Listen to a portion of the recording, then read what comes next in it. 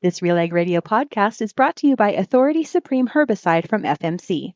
Stop weeds before they start with Authority Supreme Herbicide. This dual-action pre-emergent solution delivers extended control of tough grassy and broadleaf weeds in field peas, chickpeas, and soybeans. Apply pre-seed or up to 3 days after seeding. See your retailer or visit ag.fmc.com today.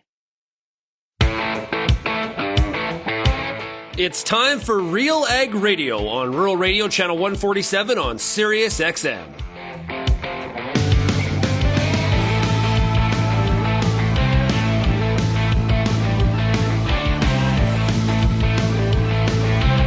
RealAg Radio and RealAgriculture.com is your home for insight and analysis of the issues that are impacting your farm business.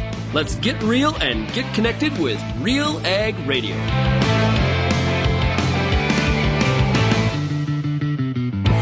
Welcome to RealAg Radio here on Rural Radio Channel 147, Sirius XM. That's right, it is time to get real and get connected with RealAg Radio. I am your host, Lyndsey Smith. It is Agronomic Monday, and we're trying this out for the next couple weeks where I will be your Monday host. And I got to tell you, so far, so good. Why don't you let us know what you think? On today's show, I've got a weather outlook with Matt Makens of Makens Weather. It's, well, it depends where you live.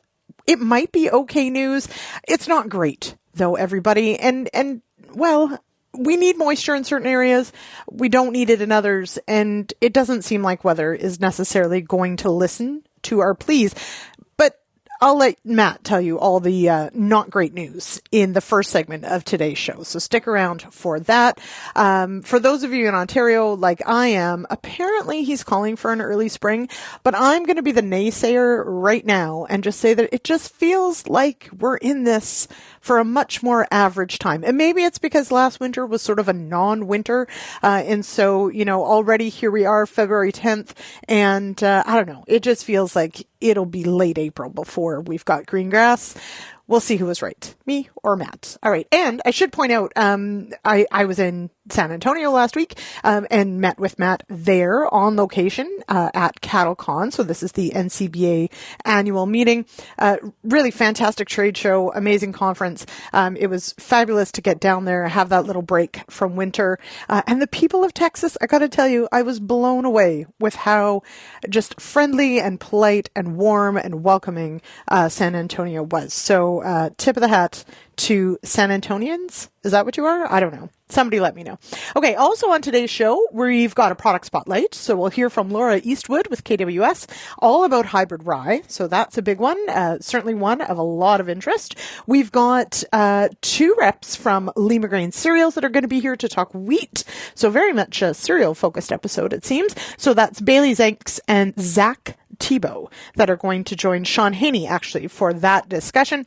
And then to round out the show, I've got Bern Tobin and Dr. Luke Gatiboni from the OSCIA meeting that happened last week in Kempville, I believe it was, talking micronutrients and soil availability, pH, all those sorts of fun things with micronutrients. So stick around. That's at the end of the show. Now, there's a few things I wanted to cover before, of course, we jump into today's show. And one of those is actually a very special event happening on Wednesday. Now, you'll notice Peter Johnson, not on today's show. He will be on next week's show, so don't worry about that. But he's very busy this week working on something really important. And do you want to know what it is? I'm going to tell you.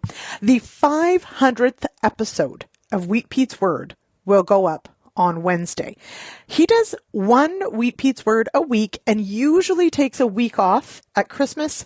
I think one of the years that Pete's been doing this, he took 2 weeks off in the whole year, but there's 52 weeks in a year. So if you do the math, Pete's been at this a really long time. And I'll be honest, when Pete retired from the public service and headed over here to Real Agriculture, I wasn't sure what would transpire. And here we are, 500 episodes in. Someone did once ask him if he was going to do 1,000. I hope he does, but I don't know about that. Pete has also told me, so I get the honor of writing up Wheat Pete's Word for RealAgriculture.com every week. So I listen to almost every single episode, sometimes twice. Now, I do listen to it at like 1.5, 2 times speed so that it's a lot quicker. But Pete jokes and says, if you listen to the word long enough, you'll just have all the answers. You don't need to listen anymore. Absolutely false. I learned something every single episode. So if you don't listen to Wheat Pete's Word, it is on all your podcast platforms. It's also at wheatpete.com. Yes, wheatpete.com. Actual domain. Go there. You can check out, of course, this coming 500th episode, and of course all the past ones as well, or wherever you get your podcasts. It's on YouTube as well, so check it out. Wheat Pete's Word. All right, so hats off to Pete. Congratulations on that one. Did want to also shout out to the agronomist tonight. So Pete sat in the driver's seat last week for the agronomist, but tonight, 8 p.m. Eastern, again, YouTube or realagriculture.com/agronomists around that 8 p.m. Eastern time. It goes live there as well. We're going to talk about herbicide layering. And this is a really important topic when we're talking about herbicide management, weed management, dealing with resistance. Really, herbicide layering is about thinking about weed control from the fall all the way through the growing season. So sort of backing up this idea that weed control starts in the spring. False. Weed control starts the year before. And how can you choose products for either post or pre or post harvest application, a late fall application, residual products that work in there, all those sorts of things. So we're going to hear from Dr. Joe Eichley with the NDSU and Rachel Evans of FMC. They're going to join me tonight on the agronomist. So very much looking forward to that one. Check it out. A reminder, if you collect CEU credits, you can gather those CEU credits from watching the show. And I know lots of you listen to it after or watch it after on YouTube, but live is really fun. You get to ask those questions as they come up, interact with everybody who's there in the comments. Plenty of people watch on LinkedIn. Most people watch on YouTube, and lots of comments come in from there. So it's a lot of fun, and I really appreciate. We've got just a fabulous group of extension people, farmers, agronomists that join every single Monday without fail, and it is so lovely to see them. It's become kind of our hangout on Monday nights, so I really appreciate that. All right, let's get to today's show. As always, if you've got any feedback, 1-855-776-6147, or you can zip me an email, lsmith@realagriculture.com. You can, of course, reach your regular host, Sean Haney, at shaney.com. Now, before we go to a break, I want to remind everybody that time is running out to register for the 2025 Crop Connect Conference happening this week. That's right, February 12th and 13th at the Victoria Inn and Conference Center at Winnipeg for insightful speakers, crop-specific information, networking, and more. Register today at cropconnectconference.ca. I will tell you one of my favorite Manitoba conferences. Kelvin Hepner will be there, as will our producer, Jay Strovey. So if you do take in the show, please go and say hello. Alrighty, we're going to take a break, and I'll be back with Matt Makens and more of RealAg Radio right after this.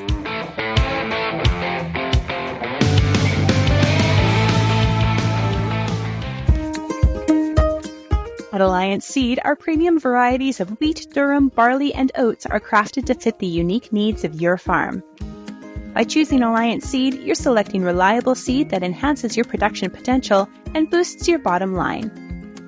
Discover how our top-performing seed products can elevate your fields at allianceseed.com or call us at 1-877-270-2890. The Canola School on RealAgriculture.com is your one-stop shop for everything a canola grower needs. Check out our free video series on YouTube for all the latest in canola agronomy, research, marketing, and more. Don't have time to watch? Download the podcast version of the Canola School on RealAgriculture.com or anywhere you download your podcasts. Stay on top of all things canola with the Canola School on RealAgriculture.com, brought to you by BASF and Invigor Hybrid Canola. I'm Lyndsey Smith from RealAgriculture.com. Join me Monday nights for The Agronomist, a 1-hour live and interactive show broadcast across YouTube, Facebook, and X. Monday nights at 8 p.m. Eastern, I host expert agronomists from all over the country to give you answers to some of the toughest agronomic questions. Join us live or catch the replay Tuesday morning. That's The Agronomist with me, Lyndsey Smith, Monday nights live at 8 p.m. Eastern.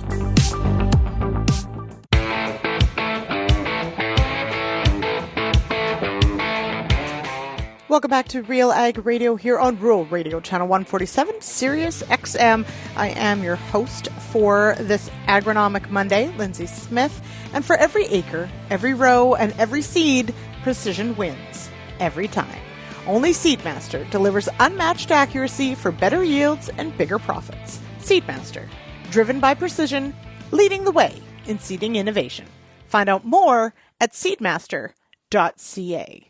All right, well, it was my great pleasure to head on down to San Antonio, Texas last week to cover CattleCon. So this is the National Cattlemen Beef Association's annual convention. It is a big deal. Let me tell you, there were about 10,000 people on site at the convention center there in San Antonio. Yes, we talked a lot about policy. Yes, we talked a lot about cattle. But of course, we also talked about the weather. And so for today's show, as promised, we've got Matt Makens with Makens Weather, also with Cattle Facts. He gave the weather outlook for this year, and I managed to catch him to talk about what we might anticipate for the rest of winter and what kind of spring we just might get. I'm Lyndsey Smith with Real Agriculture, and joining me now is Matt Makens with Makens Weather and Cattle Facts. We're in San Antonio, Texas for the NCBA CattleCon. Matt, I would like some good news, but I don't know if I'm going to get it. What can you tell me? Let's start maybe in the West first for this last half of winter. Do we get good news? Let's go back 1 year when I gave much of Canada very good news. Mm-hmm. And we'll sit there. No, we'll sit there. No, we have okay, to we'll focus. Okay, things are going to be a little different this year. So very generally speaking, the pattern is flipped. So last year was El Nino. That's a bigger impactor for Western Canada than East. Now we're La Nina, and what does that mean? Okay, it means we get some cold. We felt that cold. But when we get into late spring, early summerish timeline, we're going to dry out faster. So the biggest impact we will feel this year for the next, say, 3 or 4 months is much colder. And then the growing season, we're going to dry out probably too fast in some cases. Okay, that's not good news, especially for those areas that have really struggled with dryness over the last little while. Some of those areas, though, do have better snowpack now than perhaps they've had for the last while. Does that factor in? Will we hang on to that moisture? The La Nina has always classically been the snow producer for Canada, and it's doing that. It's producing snow. But most of that surplus snow is on the prairies. That ground is frozen solid. When we thaw, most of that water is going to just be runoff. Mountain-wise, we're not as good, and we need that for that stream flow. So it's optimistic for us to look out and be like, hey, we're in a pattern, we're getting snow, we're getting water on the property, but keep in mind, when we start to thaw off, where is that water going? And we have not thawed the ground out. So staying in the West, certainly one of the conversations here at NCBA is certainly, rebuilding the U.S. cow herd, but Canada falls pretty much in line as well. One of the key factors is maintaining grass and having grass to put those cows on. So what do we have for an outlook on looking past maybe a dry spring? The positive news here is that last year was pretty good, and we held on to some of that soil moisture. So that's going to give the early growth a bit of a boost, but we have to maintain that. Are we going to get as much June rainfall as we did last year? Probably not. It's going to be much more isolated. Same for July. So the ranges, it's going to absolutely be timing critical on the health of that grass, because it's not going to be as wet as we were last year. So from a grass perspective, expect conditions to be a bit more sluggish this year. From a forage perspective, can we hang on to some wheat and things? We'll see how the winter kill issues were for the barren ground. But that would be another issue, is that winter wheat should be good as long as it survived the cold. And that may be a better boost to the start of the season than, say, the early grasses. Moving east, where I currently reside, we have differences, certainly. It definitely has felt like a more average winter as far as cold. Snowfall has been, well, I would say below average. That's my sort of anecdotal. Is that set to continue? Overall, yes. Usually you're going to benefit in the east a little bit better in the spring. You'll get more frequent snows. It'll be a wetter snow variety. This late winter, spring is setting up to be quite mild. You're going to get shots of cold. Don't get me wrong. It's still winter. You're going to get cold times. But by and large, it's a milder pattern that you're in, which will imply perhaps some wetter snows, an earlier start to some greening, and some of that late season moisture. If you're warmer by a few degrees Celsius than average, a lot of that may be beneficial water to the east. So generally speaking, a wetter period for you and a milder period. All right, so then let's talk about, we are, of course, very far south, but thinking about, the areas of the U.S. that correspond to our Canadian counterparts. Certainly we've been hearing some stories of what condition the winter wheat crop is in here. What is the outlook more generally for, say, the Midwest? For the next several months, we're still going to have the issue, especially mid-February, and then cycling again sometime in mid-March, where we can have potential cold with winter kill issues on the wheat. Who knows what the last stuff did in January? I mean, we'll find out in March when it starts to perk up again. But we're not getting the snow to cover most of the Midwest to be that protective blanket for it. So the next 6 weeks or so, there's really, honestly, about 2 chances to get some cold down to these places. If they don't materialize, and the odds are not convincing that they will, we're in pretty decent shape. From a grass perspective, most of our feeding country did pretty well from some November and December moisture, so they'll have a good start. We will really have to start to see some concerns, say, mid-May into June, and then especially by July, because that'll be a time of year where a lot of moisture runs out for our feeding areas.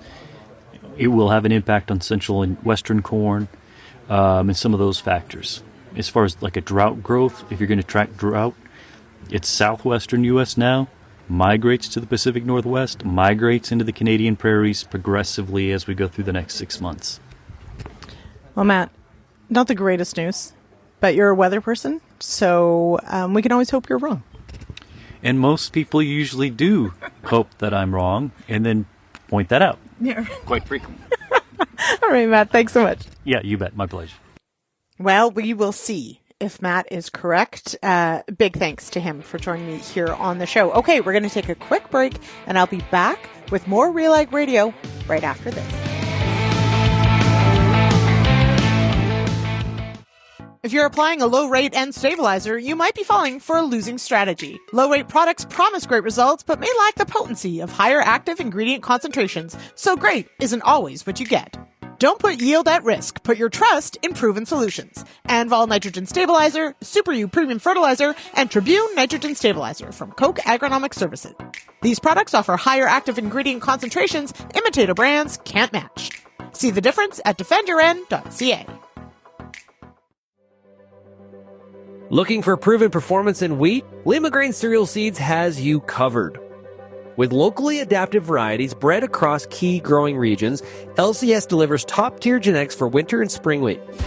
In 2024, LCS farmers swept 12 national wheat yield contest categories and won the Bin Buster Award for the 4th straight year. Learn more by going to limagraincerealseeds.com. Get all the information you need to keep your pulse crop healthy and profitable with the Pulse School on RealAgriculture.com. The Pulse School is a free YouTube video series covering agronomy, research, and more across a host of different pulse crops. It's also available as an audio podcast wherever you download or stream your favorite podcast. Check us out on YouTube or visit RealAgriculture.com. The Pulse School, brought to you by BSF Canada.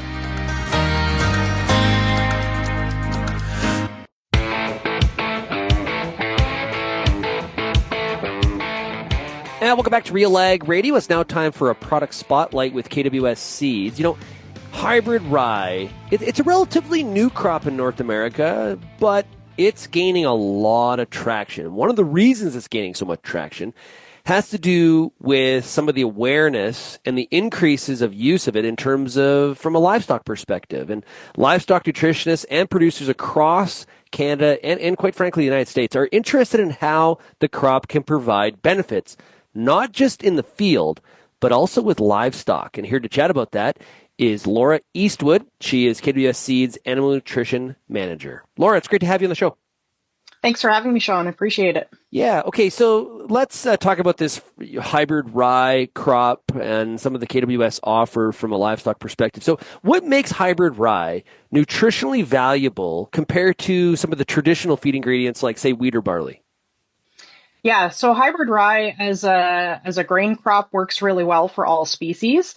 So for pigs and poultry specifically, it has a really good nutritional profile. So it's highly digestible. It's got a good amino acid balance. It's high in energy, which makes it very easy to formulate a ration with. But beyond that, it also has a really good profile of what we call soluble fiber. So that's the good fiber. So if you think about that from a human perspective, it's what we're told to eat as well. And so that can actually promote good intestinal health in the animals and can lead to things like improved nutrient digestibility because your digestive system is working better. And then it can also lead to things like reduced aggression in group housed sows, as well as reduced tail biting in growing pigs. So those are some of the benefits that we've seen on the pig side. For cattle, it's also really good as a grain. So it's nutrient dense, highly digestible, and we recommend up to about 1/3 of the grain portion of a cattle's diet as hybrid rye. But then hybrid rye also works as a forage for cattle, and I even have a pig farmer in Ontario that uses it as forage as well. So it's very flexible. Early cutting of forage is going to make it, nutrient dense, easily digestible. If you wait till a little bit later in the season, you're going to get a bigger biomass production, but it'll be a little bit less energy dense. Yeah, there's versatility here all over the place. Gives you a lot of options as a livestock producer. So how does hybrid rye improve the economics of a feeding operation? Talk about some of the ROI aspects here. Yeah, so really, a lot of the ROI comes from the crop side itself, and so hybrid rye is the highest yielding cereal crop that's out there. So we're 20 to 40% higher than conventional rye, 20 to 30% higher than wheat, for example. And so when you factor that in, and the fact that hybrid rye needs less crop inputs to grow it, that itself is a return on investment. But for a livestock producer who's growing it, it means they can feed more animals per acre, or that feed lasts longer to feed the same amount of animals. So it's just ends up being a lower cost to feed those livestock on the farm. Most livestock producers are paying about 2/3 of their cost of production for feed. So if we can feed more animals per acre for a lower cost, that's a big dollar value at the end of the day. And how does hybrid rye impact things like workload or some of the farm management decisions? What's your insights there? Yeah, so again, some of this is the crop specific aspect of the situation. So hybrid rye is a fall planted crop, which means it balances out your workload a little bit on the farm. It changes your seeding and harvest window for the field that you're going to be growing hybrid rye in. But for some farms, if they're in the right geography, it also allows for the potential of double cropping. So we see that down in southern Alberta and also in southwestern Ontario, for example, where if they're cutting it as an earlier forage, there's still time to get another spring seeded crop in the ground and increase the production of that field overall. In addition to that, we already mentioned it a little bit, but because it can be used as either a forage or a grain, that provides flexibility to a farmer if they're not sure what they're going to need for the next year. So they can plant one of our dual purpose varieties and then make the decision in the spring whether they want to cut it for forage or whether they want to let it go all the way through to the grain stage. Yeah, that's a great point, right? You seed it in the fall, you see how the spring is working out. Maybe some of your acres changed and you took some of your silage out. You took some corn out to put in maybe another crop because of where the markets were. You had the flexibility on what you maybe do. Maybe that rye crop was going to be for grain. You can move it back to silage in due time. So that is a great point. Yeah, no, we really like it for that aspect and just that flexibility. So how do you think things evolve here in the future? Yeah, we have a lot of nutritionists and producers in Canada and North America that are asking questions about hybrid rye, wanting to learn about it as a feed ingredient, how they can fit it in both as a crop, but also as a feed ingredient for their pigs, poultry, cattle. And so, if I have a conversation with a producer who's tried hybrid rye for the first time, and, their pigs, they're seeing less tail biting with their pigs on farm or something like that, they're starting to understand that there's additional benefits beyond just the nutritional profile as well. And that, I think, is piquing people's interest in trying to understand the health impacts that go along with it. So we're actually investing a lot of money in research in Canada and North America and on the livestock side, so we can really understand how it can improve nutritionally, but also the health and the welfare benefits associated with it for those animals. So it's going to continue to be here and evolve over time, and we're just collecting more and more data that we can use to support producers. Great stuff. Well, we're here in the early part of 2025. The seeding of hybrid rye, of course, doesn't happen to the fall. So there is time for producers to do some research and think about this. Talk to some of your neighbors that are using hybrid rye in this situation from a feeding perspective. From KWS's standpoint, where are some of the areas, where are some of the places they can go from a research and find out more information? Yeah, so, you can get a lot of information off of our website, so kws.com/ca. You can find my contact information on there as well. We are active on social media, so Facebook, Instagram, and X. But if you have questions specific to feeding, talk to your nutritionist. A lot of them are already aware of hybrid rye and how it can fit into a ration, or reach out to me directly, and I'm happy to have a conversation. And if you see me at a meeting, I'll be at a lot of livestock meetings around the country. Feel free to say hi and ask questions. Great stuff. We've been talking to Laura Eastwood. She is the Animal Nutrition Manager with KWS Seeds. Laura, thanks a lot for joining us here today. Thank you very much. Appreciate it. We'll be right back on RealAg Radio, Rural Radio 147, Sirius XM, right after this quick break.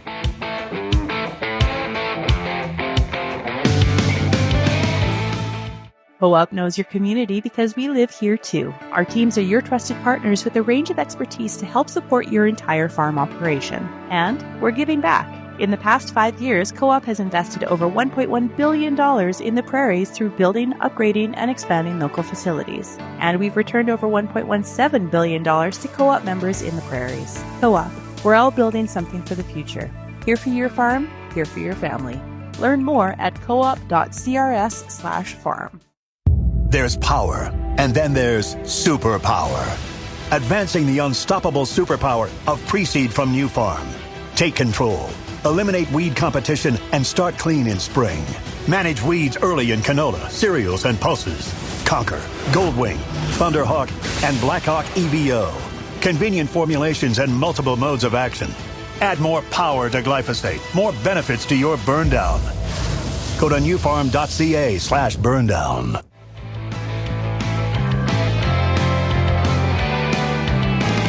Welcome back to RealAg Radio here on Rural Radio, Channel 147, Sirius XM. I am your host, Lyndsey Smith, and a reminder that Väderstad is partnering with Canadian farmers for outstanding emergence.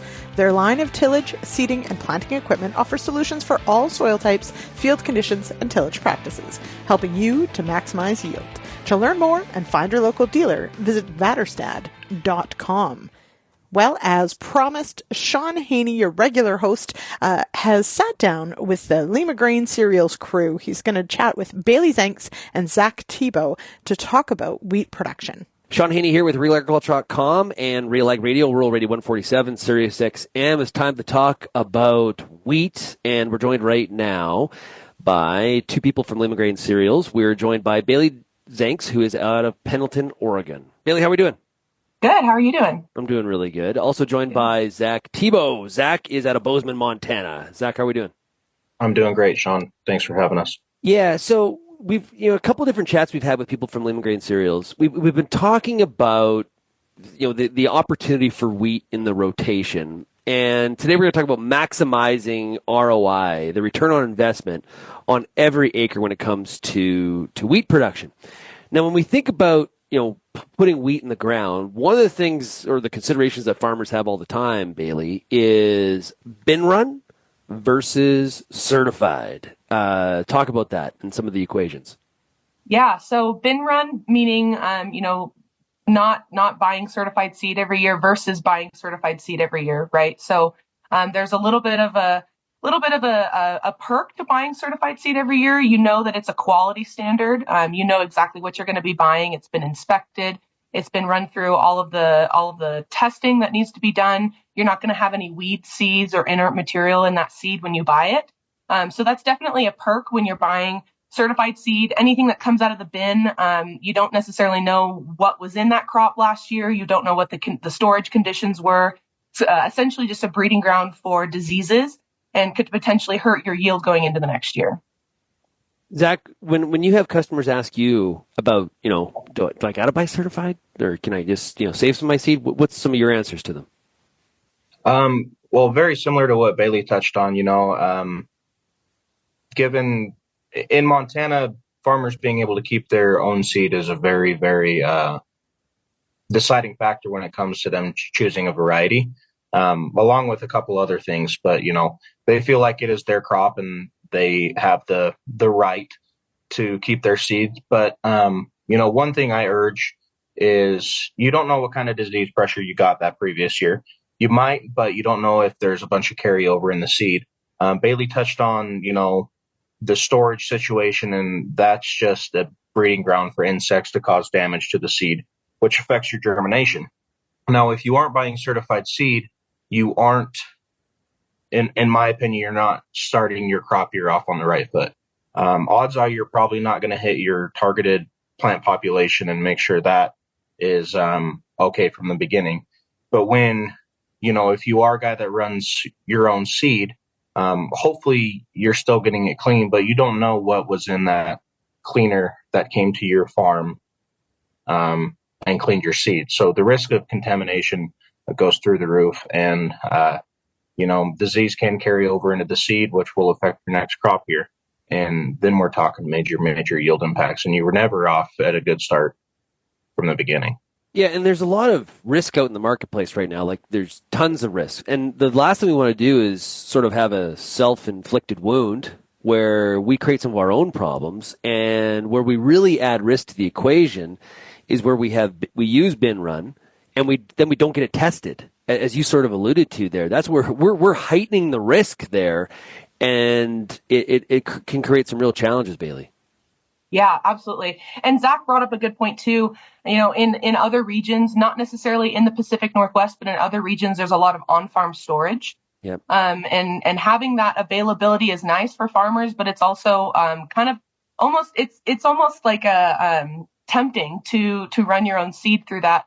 And the difference in Zack's region versus my region in the PNW is we don't have a whole lot of on-farm storage. We have the Snake River and the Columbia River, and the lock system and the barge system. So we're constantly moving our wheat out of our storage facilities. So we don't really need a lot of that on-farm storage. So, seed cleaning facilities in the PNW are retailers, right? So a lot of these guys are getting their seed from retailers, whereas in Zack's region, having a lot of that on-farm storage, a lot of times you're having seed cleaners come out to your place. And there's a lot less regulation and a lot less, oversight on those types of farmers versus the guys that are going to their retailers and getting certified seed every year. So Zack, when we look at, trying to get that ROI on every single acre, how does, do traits and weed control options play a factor into this? Well, I think the beauty of the coaxium system is that you don't see a yield drag with coaxium varieties that you do with, typically the Clearfield system. I've seen our data on our coaxium wheats that our coaxium hard red spring wheat out yields most conventionals in certain growing areas. And so, staying on top of your annual weeds, your cheatgrass, your downy brome, your goat grass, if you have that issue, staying on top of that, I think, is number one when it comes to trying to maximize your yield potential for that crop year. Don't let your weeds get away from you. And the beauty of that coaxium system is you can do all of this and not miss out on the yield potential. I urge guys to take a look at their rotation, and if it works for them, great. If they don't need it and they don't want to pay for it, that's totally fine. But the minute you let your weeds become a bigger problem, you're going to end up putting more money back into that section, that field, than if you would have just managed it from the get-go. Yeah, and tackling those weeds early is critical across many crop types, and wheat is definitely a part of that narrative for sure. Bailey, talk about in your region some of from a coaxium standpoint in that decision. Yeah, so coaxium, we've had a feral rye, downy brome, jointed goatgrass issue in the P&W for a long time. When Clearfield first came out, that was the first traded wheat that we were dealing with here in the P&W. And the use of that system has just gone to a point where we're not seeing the same efficacy, right? So the beauty of, like Zack said, this coaxium system is a different trait, a different group of herbicide, or different herbicide group that you're putting on to this field. But Zack also pointed out that, the yield drag on these coaxiums is nearly non-existent, right? You're looking at some of these coaxiums versus conventionals. And I did want to point on the fact that even though these coaxiums are certified seeds, so they are a little bit more expensive, the yield drag, that's what you're paying your royalty on, is you're paying for the research and the breeding efforts that go into creating these varieties that will then, perform in such a way on your farm. So, some guys are hesitant to spend money on the certified seed, but if you think about it, that certified seed royalty rate goes back to these breeding programs that will then produce these varieties that aren't going to cause yield drags, or that are, increasing your yield average year after year after year just with new genetics. Yeah, and as we're trying to battle, diseases like whether it's fusarium or it's rust, we need to have more research happening so that we have those next stage, those better genetics into the future that are able to fend off some of those, because those diseases are adapting, right? They're changing, they're maneuvering, and so we've got to stay on top of it. There's even, even in my region, Washington and Oregon versus South Idaho, there's technically different rust strains that come across those two regions based on wind patterns. So, the importance of knowing what your varieties are going to do in different regions and constantly start trying to stay in front of that disease curve and, getting varieties to the market to when that disease pressure is there and when you can actually have a fit is really important to farmers. And it takes a long time for these varieties to be developed, right? So, we're releasing varieties now that have been crossed multiple years ago. So, was the rust disease pressure the same this year as it was 10 years ago when we made the cross? No way. There's different races out there, right? So we're constantly having to look at all of these different genetics in our breeding program. And that's what that's the importance of certified seed, is that's what fuels our research program to bring new genetics to the marketplace for growers. Zack, for farmers, things to be aware of on the intellectual property side, whether, from a PVP and the patents, like I think some people they hear some of these things and they don't fully understand that whole landscape. Where does that factor into these considerations? Yeah, so there are two types of PVP, Plant Variety Protection Act. The first one is just a normal PVP. That means that if a farmer grows a PVP variety, he can keep that seed, but he cannot sell it. So the PVP protects that sale from farmer to farmer. That the big difference between PVP and PVP5 is that there can be, on PVP5, there can be no transaction of a seed that is common class. So after it is certified, if a farmer grows certified seed, that crop has to go to the elevator. Now, a lot of people think that because it is PVP5, farmers cannot keep their seed. They can still keep their seed with PVP Title 5. There just can be no transaction of a common class seed. The only thing that prevents growers from keeping their own seed for multiple crop years is either a single season use agreement or CSO, which is a certified seed only. And that comes into effect with typically the genetic supplier. It's more of a contractual agreement. from the genetic supplier to either their dealers, who then pass that on to their growers. But a CSO or single season use agreement is not managed by the Department of Ag, whereas PVP violations are. Yeah. So important to talk to your local Limagrain cereal seed rep, or also talk to the elevator processor? Yeah, I would probably urge to either talk to your local seed retailer or give your Limagrain rep a call. Most of the traded time, wheats. Oh, go ahead, Zach. Most traded wheats, actually all traded wheats that I know of, meaning it's either in the coaxium production system or Clearfield, are going to be PVP Title V with a CSO, or they might just be a normal PVP, but they do require the use of certified seed no matter the trade. Whereas our conventionals are going to be a normal PVP, and then our barleys also, we attach a single season use agreement to those varieties as well. Well, eventually the snow is going to melt and the growing season will be here. And it's been great to catch up on thinking about wheat in 2025 from an ROI perspective on all the acres. So, Bailey, have yourself a great day. Thanks a lot. Thank you. And you too, Zach. Thanks, Sean. Have a good one.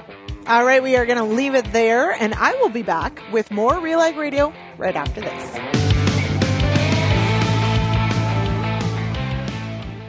I'm the kind of guy who enjoys his freedom. Sure, I have a wife, kids, and a mortgage. But now I have new on-deck herbicide for wheat and barley. Thanks to a unique combination of actives, it delivers both superior control of tough weeds like kochia and proactive resistance management with, listen to this, complete rotational freedom.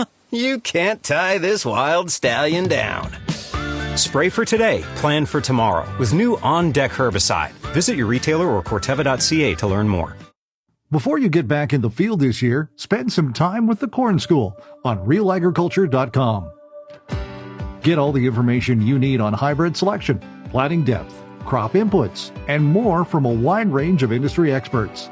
A massive library of video content is available on demand when you need it most. Spend your time outside of the field, inside the classroom, with the Corn School on RealAgriculture.com.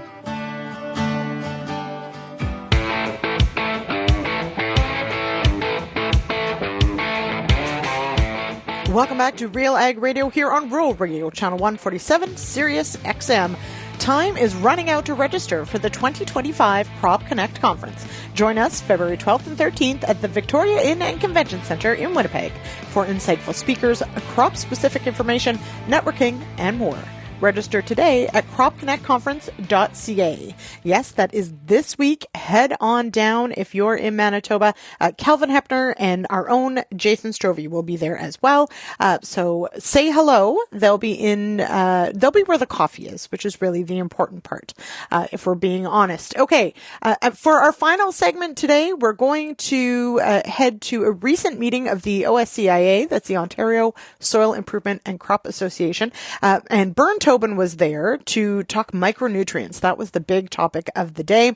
We'll hear now from Burn Tobin and Dr. Luc Gatiboni. He is going to talk about the importance of micronutrients and, of course, how different factors influence where you may see a micronutrient deficiency, even if your macros are all in check.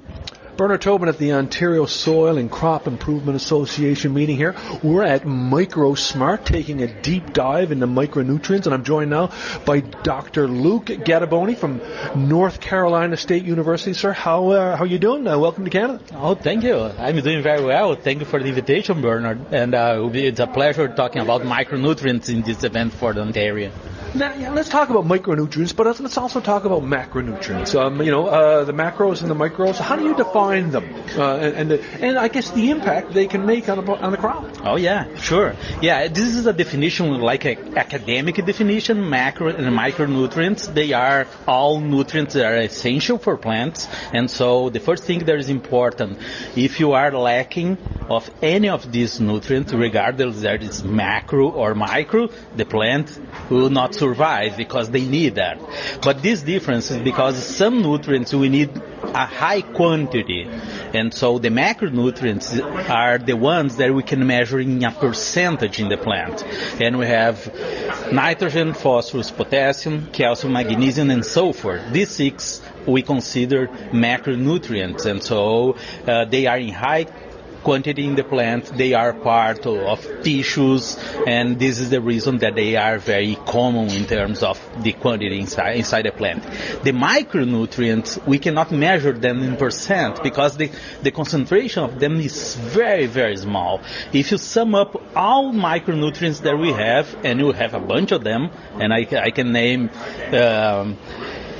iron, manganese, zinc, copper, boron, chlorine, nickel, and molybdenum, all of them together will be less than 0.03% of the plants in terms of amount. And so, but they are not less important than the macronutrients. For example, if we don't have one of these micros, the plant cannot survive. And the reason for them to be in very small quantities is because in general they are not associated with the tissue of the plants. They are doing some specific activity inside the plant, like they are part of an enzyme or they are activated a protein, and they do very, very specific work, jobs inside the plant, but they are as essential as nitrogen. That is a huge part of the plant. Now, is it typical that we have enough of the micronutrients as a soil reserve, and how does that happen when we get a situation where we have a deficiency? Yeah, that's true. It's less common to have deficiency of micros just because the plants need small amounts. And so when you think that we have some nutrients available in the soil, because we have these micros, most of them will come from the parent material, the rocks that form the soil. And so we have some of them in the soil. As the plant removes very tiny amounts every year, we have a reserve of these nutrients that can last many decades. And so, but at some point we can run out of these micros, and these are the times where we start to see issues with micronutrients. Another thing that can affect this, some of these micronutrients, they are highly affected by pH, for example. And when you are out of a normal range of pH, we start to see deficiencies because sometimes we have the micronutrients available in the soil, but they are not available for the plant. Is it possible to predict a deficiency? I mean, is there a way that we could, we'll talk about soil testing and plant tissue testing a little later on, but can we see them coming? Yeah, we have a way to at least predict what would be fields that probably or are more likely to have problems. And the first thing would be the soil texture. As these micronutrients are coming from the parent material, when they dissolve from the rocks, from the parent material, the clays of the soil will retain these micronutrients, and so they will last for a long time. If you don't have clays, if you are in a sandy soil, we have the decomposition of the parent material, but we don't have a clay to tie up the micronutrients, and so they will be leached out from the soil. In these sandy soils, we are more likely to see problems because you don't have a big reserve of micros. Another thing that can help is organic matter, because the same way as clays, we have the organic matter that can retain and hold these micronutrients. If I'm in a situation where we have low organic matter, I have more ability to see some deficiencies because I don't have enough reserves in the soil. And so soil texture, sandy soils, and low organic matter are the ones that we really can predict that can be problems for micros in general. Another thing that is important is pH. When we have excessively high pH, and I'm talking about soils with pH above 7, 7.5, something like that, we start to see deficiencies of manganese, zinc, copper, and iron. And so in this situation where we have high pH, it's likely that some micronutrients could be a problem. When you look at the impact of a deficiency, I mean, talk about some of the crops, whether it's soybeans, corn. I know you've done a lot of work with tobacco as well. What type of impact can we be making when we don't have sufficient reserves, availability of those micros? Oh, that's a great question. Well, when you think about the impact in terms of yield reduction from the micros, is not the same impact in general as you see for macronutrients. For example, if you do not apply nitrogen for corn, you cannot have any yield. Micronutrients, in general, the soil can provide some, but not all that the plant needs. And so what we see is a reduction in yield. Sometimes it will be 20, 30% of the yield in reduction. That is quite a lot. But in general, you won't see, your field just dead because lack of micronutrients. But and the interesting thing about this is that sometimes you do not see any problem in your field because we have this hidden hunger that we have a little bit less micros that we should have in the soil, and so the plant seems healthy, your field is good, but we have a reduction, maybe 5-10 bushels per acre, just because you don't have enough of that micro. The plant seems healthy, but sometimes you have some limiting factor, and adding some of these micros sometimes will give you those extra 5-10 bushel. Let's talk about how we identify those deficiencies. You talked about soil testing and plant tissue testing, the two best ways to go about that. Yes. For sure. The first thing that we need to do is we need to get the soil testing, because soil testing is the best way to learn about your field, to see what's the background fertility that we have. And so this is the first step of a management of soil fertility. But it's not enough, because sometimes we have some of these processes in the soil. For example, we have manganese in the soil, but the manganese is not available, and the soil testing cannot get that. And so the plant tissue testing will help you to identify those things that the soil analysis cannot tell you. And so you can work in both of them. The soil analysis will be the first step to learn about your system, and the plant analysis will help you to identify or fine-tune your fertilization program. We have other tools, for example, visual diagnosis, and of course when you are scouting your field, just walking through the field and you see plants that do not seem doing well. We have, a lot of information available online that we can help you to identify if those symptoms sometimes are associated with micronutrients. And so it will be like a red flag. You are seeing that the plant is not doing well. Maybe it's time to get some plant tissue and send to the lab for analysis. And so you can identify what's not going well with the plant. Now, final question for you, and that is about micros. I mean, we've heard more and more about them in recent years. The focus obviously was on macros. Is this a trend, or is this just a sort of an awakening of understanding of soil fertility and interaction with plants? I think it's both. I think when you think about it's a trend in the way that we are increasing yields of our fields, and so we are exporting more nutrients in general. And so you can imagine that over time with agriculture, if you are exporting more grain, you are exporting more of these micros. If you are not replenishing them, at some point we will see some deficiencies. And so this is one way to look at this. This is one way that micros are in the spotlight right now. And the second thing is just because we took a lot of time working with macros, because every year we see that we need them and you are applying, that now if you want the extra bushels from your field, is the time to do the fine tune of your fertilization. That would be the micros that could give you those extra bushels for high yielding fields.